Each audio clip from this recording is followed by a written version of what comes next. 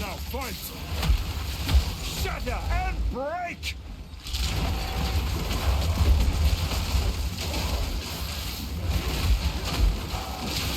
Meat creature!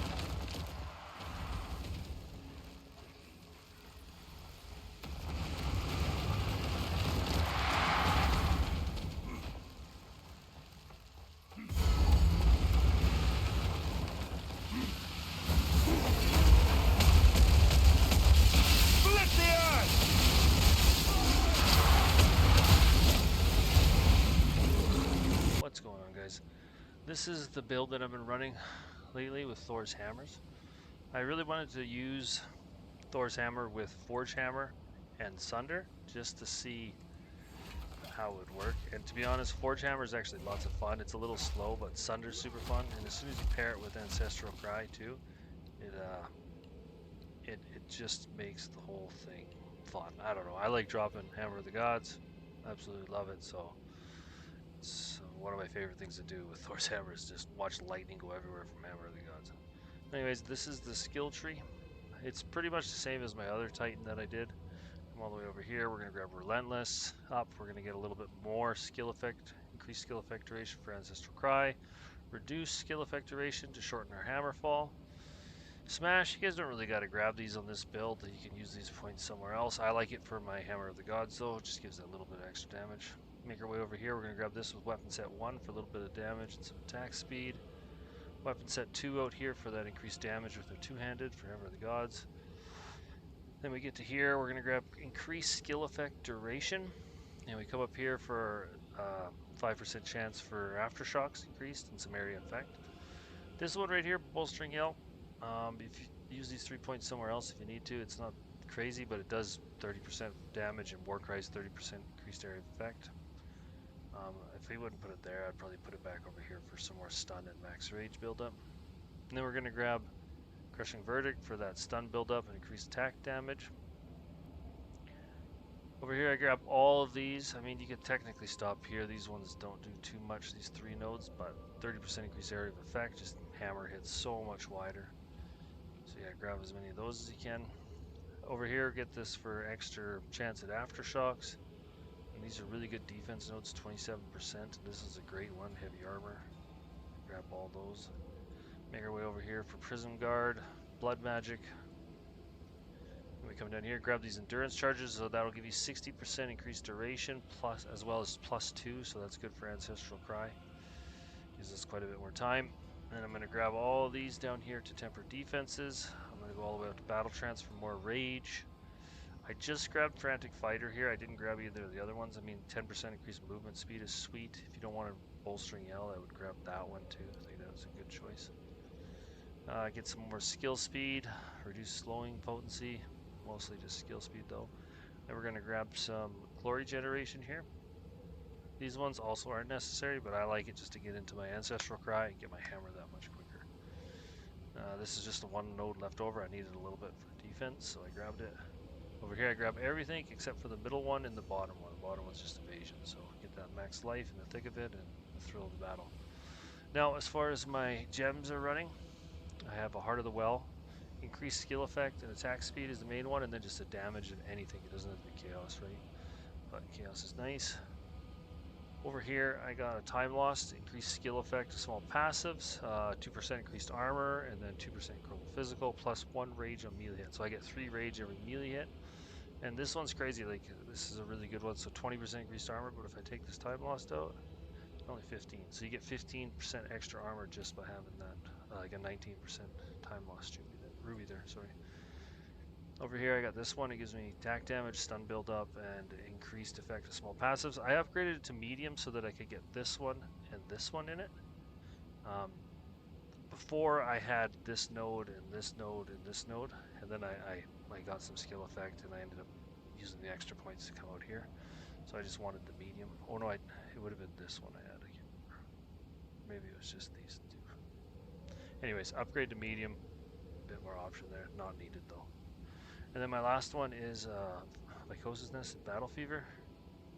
So this one's a good one. It gives me a little bit of dexterity because I'm so close on my dexterity here with 126, and I literally need 214 and 200 for my hammer because I don't think this one here is 180, 176, but it's so much more expensive to get a 12% reduced attribute requirements one that I just couldn't afford it. So yeah, and then my anointment on my amulet is Spellblade. Spellblade's important. Gives you 32% increased damage with those hammers, so that's pretty good. And plus 10 to dexterity too. So yeah, that's the skill tree. For our Ascendancy, obviously hulking form. And then I come all the way out for Mysterious Lineage and Stone Skin. I mean, if you have more life than me, which is very, like, I just didn't get lucky with gear, but I'd grab this one for more slam skills for aftershocks. 25% more chance for aftershocks. That's a good one. But yeah, that's the skill tree. And then for the gear, two-handed hammer, just level to attack skills. You don't need attack speed on this one, like lots of other stuff.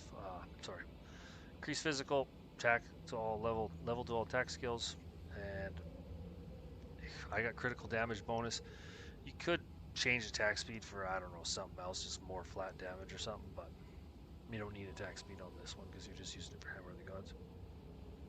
Constricting command, require 5 fewer enemies. Armor, life, strength, reses on your plate. Same, max life, strength, reses on your boots. For your running headhunters. Gloves, run whatever gloves you can. These ones are just too good for me not to use, so I just use them on every build basically. Just make it work with 87 intelligence. And obviously the Thors hammers, high attack speed. I try to go for level 19 with +4. best, most amount of damage.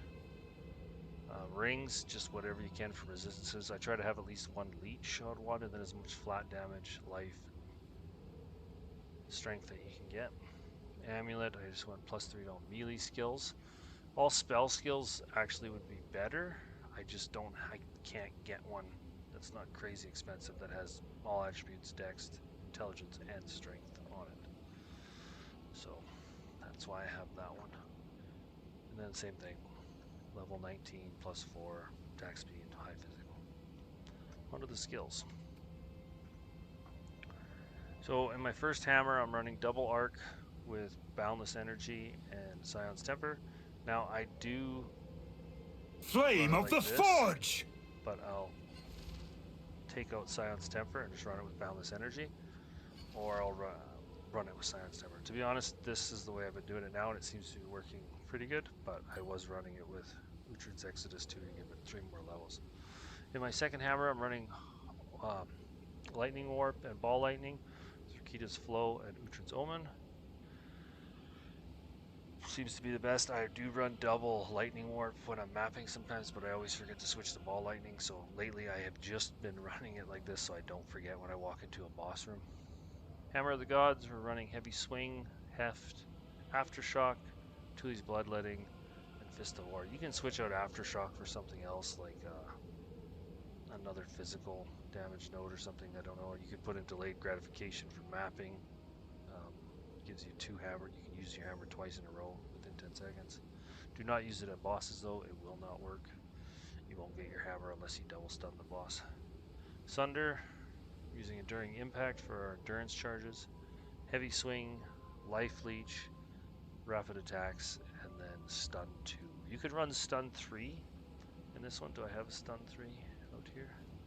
I do not. But Stun 3 gives you 200% more stun buildup, I think, or 100. I can't. It gives you a lot more stun buildup, and you get your hammer very quickly. You do 50% as much damage, but you're not really doing damage with Sunder. You're proccing these, so stun 3 would actually technically be better. Forge hammer, we're running Life Leech, Rapid Attacks, Fire Attunement, Elemental Armament, Fist of War 3, Ancestral Cry. The only ones that are important here are Prolonged Duration, Heightened Charges, and Fire Mastery. I'm running Elemental Armament in it too, and I don't even know if Armor Break works. I think the steps do. I've been swapping it out, trying different gems for now, so feel free to replace this one, and even Elemental Armament probably. I think it only boosts your steps, it doesn't boost anything else. So. Herald of Ash, we're running Magnified Area, Fire Mastery, Seismic Cry, I'm running Cooldown Recovery, and Stun 3. So yeah, Stun 3 is 300% more stun buildup is.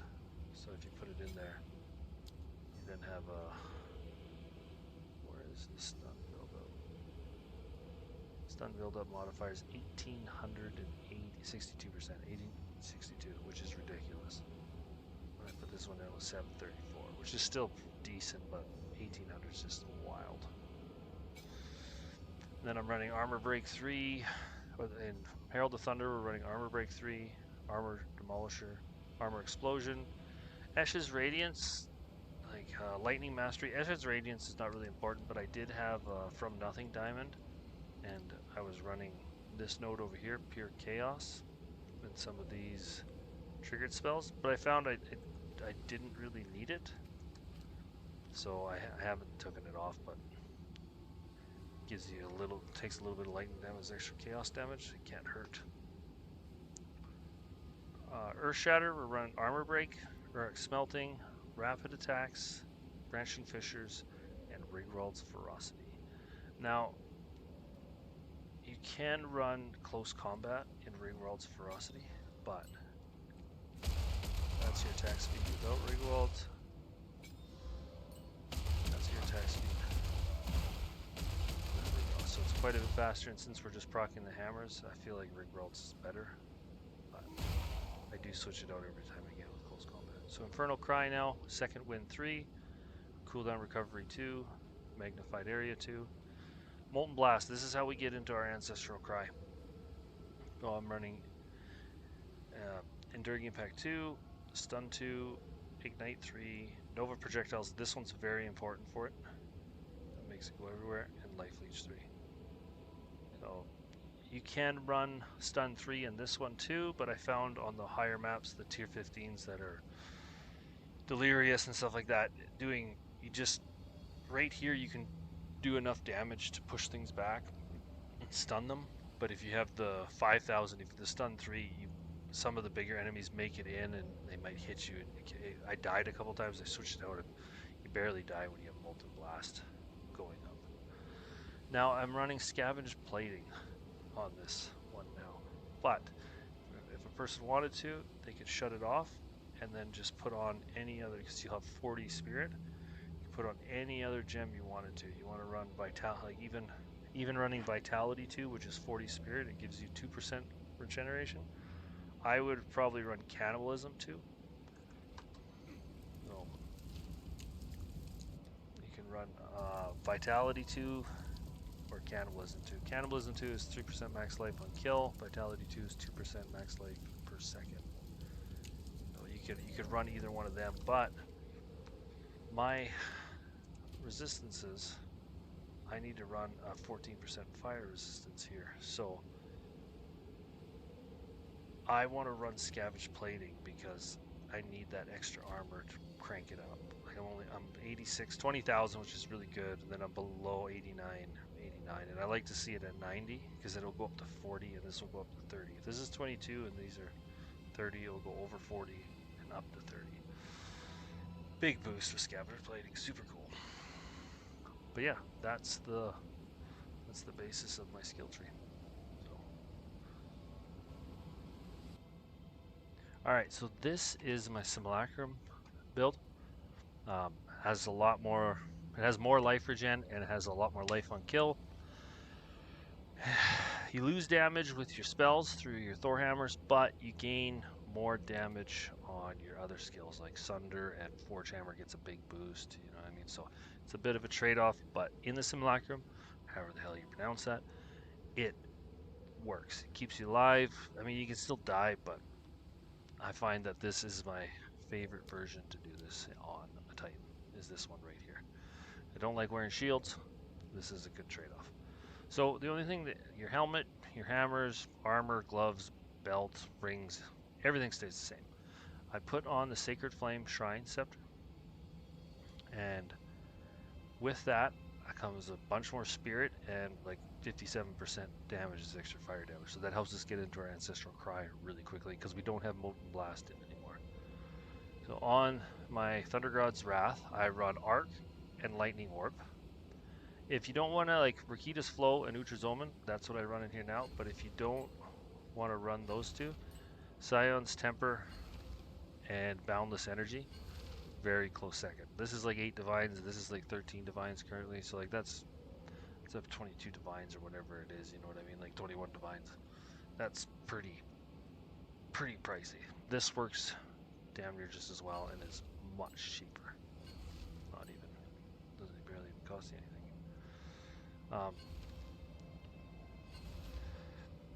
In my Sacred Flame, I'm running Cannibalism 2 for 3% max life per kill. We're going to get 50% accuracy with Precision 2.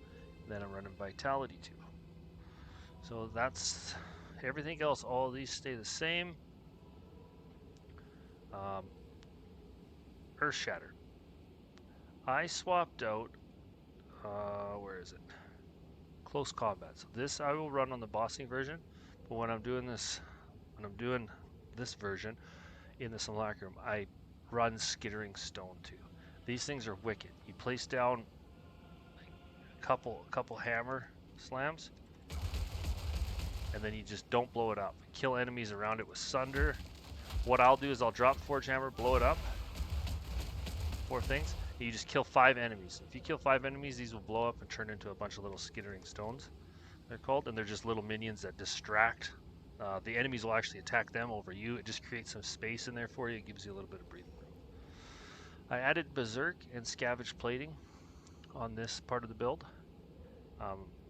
I run Uhtred's Exodus in Berserk to give it a little bit more, so you get 72% increased rage effect.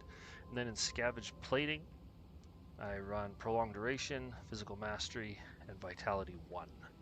Now, in this, when I have scavenge plating 10 stacks, this goes over 30,000 and these go over 40,000. So I have 90 plus defense with physical damage reduction, and this one just cranks it up to 40. So very good, very useful. Skill tree stays the same. I don't change anything. The only thing I would say is, like, if you don't have battle fever, not really a big deal. This is a good one. Viciousness, can't pronounce that. That's a good one. It gives me a little bit of dexterity too when I'm running double hammers. That's why I ran that one, but not needed. Acceleration, if you can get that one, that's a good one. Where the heck is it? Right here. Acceleration's a good one. But yeah, everything stays the same except for those first few changes, and it becomes a lot more tanky. You have 194 life recovery per second, and then you get 5% of your life per kill. So when you're in there, you're killing all them little enemies just non-stop. You're just constantly getting 5%, 5%, 5%. It's really handy. But yeah, that's the Simulacrum version. Works well for mapping too. It's just not as fun as running double hammers. So yeah, that's that.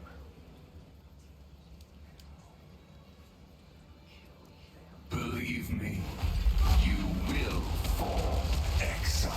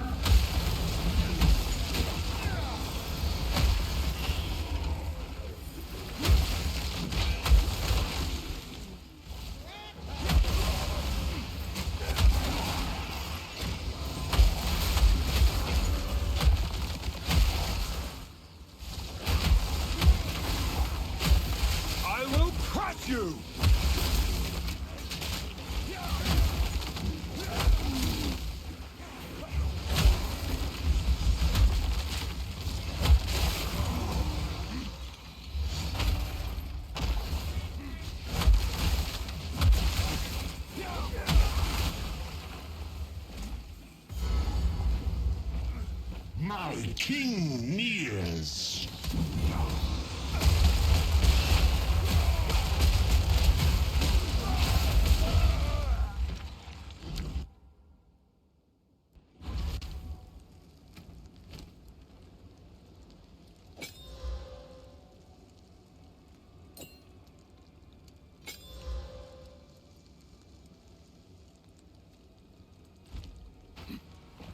My king nears.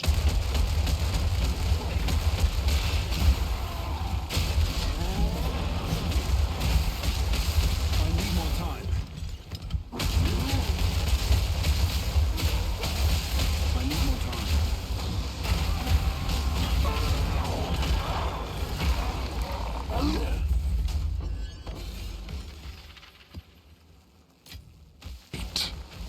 The fourth edict already burns for your world.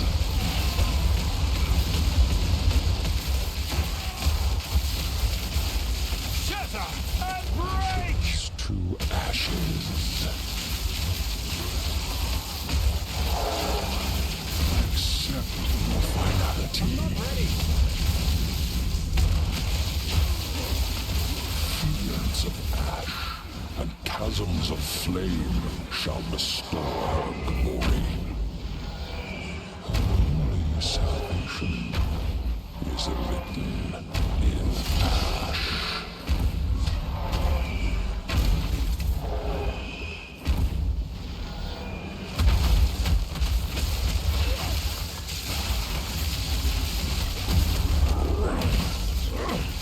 Acquiesce, mortal.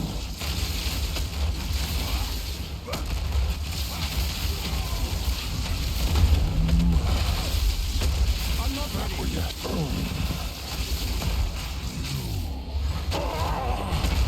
Split the earth!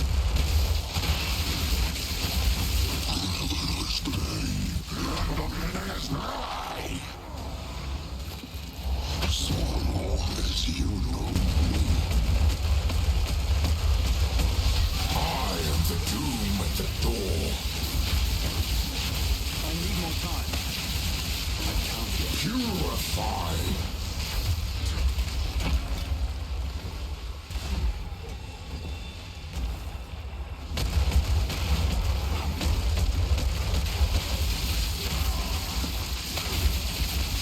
I count you. I need more time.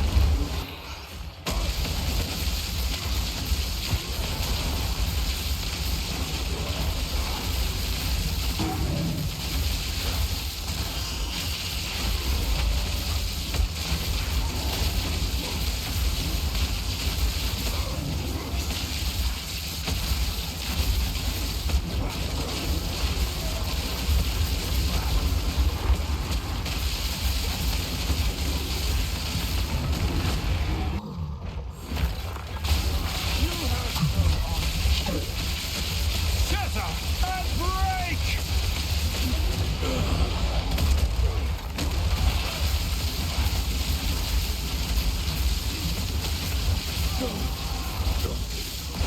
Pathetic.